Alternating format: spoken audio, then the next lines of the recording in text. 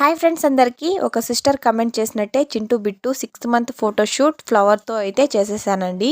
ఇంకా next theme అయితే ఏం చేయాలో ఒకసారి కామెంట్ చేసేయండి. మీరు ఏదైతే కామెంట్ చేశారో నేను అదే చేయడానికి ట్రై చేస్తానండి. మోస్ట్లీ ఈ ఫోటోషూట్ ఏంటో కానీ తల ప్రాణం తోక్కొస్తుందండి. అస్సలు చెప్పిన మాటే వింటనమాట.